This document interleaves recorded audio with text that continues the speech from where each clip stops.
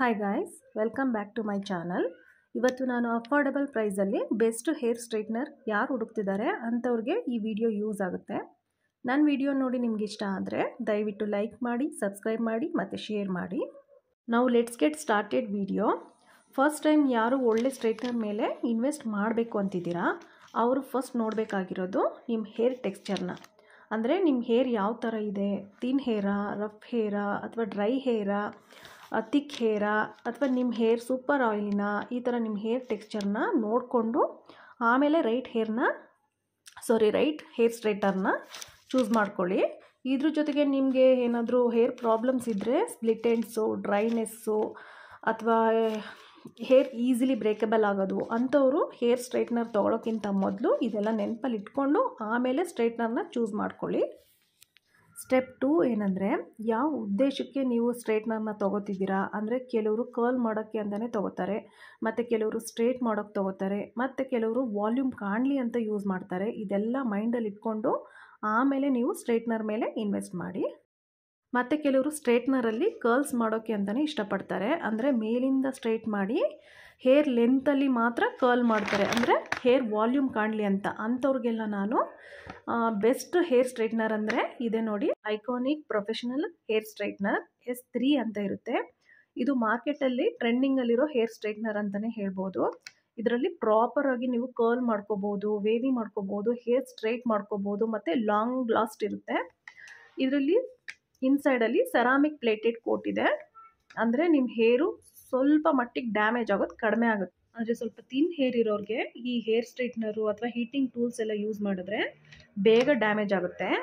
ಅಂಥವ್ರ ಹೇರ್ಗೆ ಈ ceramic plated ಸ್ಟ್ರೈಟ್ನರ್ನ use ಮಾಡಿದ್ರೆ ಸ್ವಲ್ಪ ಡ್ಯಾಮೇಜ್ ಆಗೋದು ಕಡಿಮೆ ಆಗುತ್ತೆ. ಇಲ್ಲಿ ಟೆಂಪ್ರೇಚರ್ ಕಂಟ್ರೋಲ್ ಇದೆ. 130 ಡಿಗ್ರಿಯಿಂದ 230 ಡಿಗ್ರಿವರೆಗೂ ಕಂಟ್ರೋಲ್ ಮಾಡ್ಕೋಬೋದು. ಮತ್ತು ಇದರಲ್ಲಿ 6 ಡಿಫ್ರೆಂಟ್ ಟೆಂಪ್ರೇಚರ್ ಅಡ್ಜಸ್ಟ್ಮೆಂಟು ಮಾಡ್ಕೋಬೋದು. ಇದರಲ್ಲಿ ಒಂದು ಡಿಸಡ್ವಾಂಟೇಜ್ ಏನಂದರೆ, ಇದರಲ್ಲಿ ಹೋಲ್ಡ್ ಸಿಸ್ಟಮ್ ಇಲ್ಲ, ಥರ ಓಪನ್ ಇರುತ್ತೆ. ಸ್ವಲ್ಪ ಟ್ರಾವೆಲ್ ಮಾಡಬೇಕಾದ್ರೆ ಇದನ್ನೆಲ್ಲ ಕ್ಯಾರಿ ಮಾಡೋದು ಸ್ವಲ್ಪ ಕಷ್ಟ. ಅದು ಬಿಟ್ಟರೆ ಇದು ತುಂಬಾ ಚೆನ್ನಾಗಿದೆ ಅಂತಲೇ ಹೇಳ್ಬೋದು.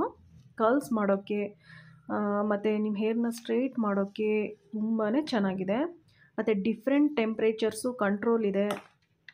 ಇದು ನಿಮಗೆ ಲಾಂಗ್ ಲಾಸ್ಟಿಂಗ್ ಎಫೆಕ್ಟ್ ಕೊಡುತ್ತೆ. ಇದು ಎವ್ರಿ ಡೇ ಯೂಸ್ ಮಾಡೋಕ್ಕೂ, ಓನ್ ಯೂಸ್ಗೂ ತುಂಬ ಚೆನ್ನಾಗಿದೆ. ಇದ್ರ ಜೊತೆಯಲ್ಲಿ ಒಕೇಶನಲ್ಲೂ ಯೂಸ್ ಮಾಡೋಕ್ಕೂ ಚೆನ್ನಾಗಿದೆ.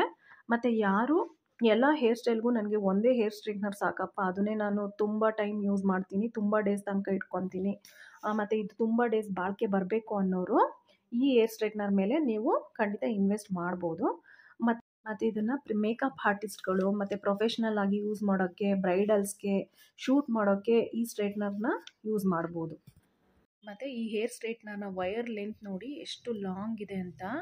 ಕೆಲವರು ಮಿರರ್ ಹತ್ರ ಪ್ಲಗ್ ಕನೆಕ್ಷನ್ನು ಮಾಡ್ಕೊಂಡಿರಲ್ಲ, ಅಂಥವ್ರಿಗೆ ಎಷ್ಟು ದೂರ ಇದ್ರೂ ಈ ಪ್ಲಗ್ ಕನೆಕ್ಷನ್ ಕೊಟ್ಕೊಂಡು ನೀವು ಆರಾಮಾಗಿ ಮಿರರ್ ಮುಂದೆ ನಿಂತ್ಕೊಂಡು ಹೇರ್ ಸ್ಟ್ರೈಟ್ ಮಾಡ್ಕೋಬೋದು. ಮತ್ತು ಈ ಸ್ಟ್ರೈಟ್ನರ್ನ ಕಾಸ್ಟ್ ಬಂದು 3456. ಇದು ಎಲ್ಲ ಆ್ಯಪಲ್ಲೂ ಅವೈಲೇಬಲ್ ಇದೆ. ನಾನು ತರಿಸ್ಕೊಂಡಿದ್ದು ನೈಕಾ ಆ್ಯಪಲ್ಲಿ. ಇದು ಅಮೆಝಾನ್, ಫ್ಲಿಪ್ಕಾರ್ಟ್, ನೈಕಾ ಎಲ್ಲದರಲ್ಲೂ ನೀವು ಪರ್ಚೇಸ್ ಮಾಡ್ಬೋದು.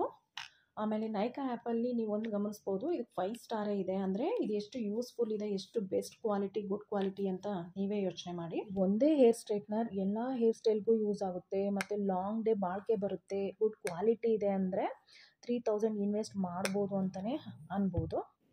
ಮತ್ತು ಈ ವಿಡಿಯೋ ನಿಮಗೆ ಇಷ್ಟ ಆಗಿದರೆ ಸಬ್ಸ್ಕ್ರೈಬ್ ಮಾಡಿ, ಲೈಕ್ ಮಾಡಿ, ಶೇರ್ ಮಾಡಿ. Thank you.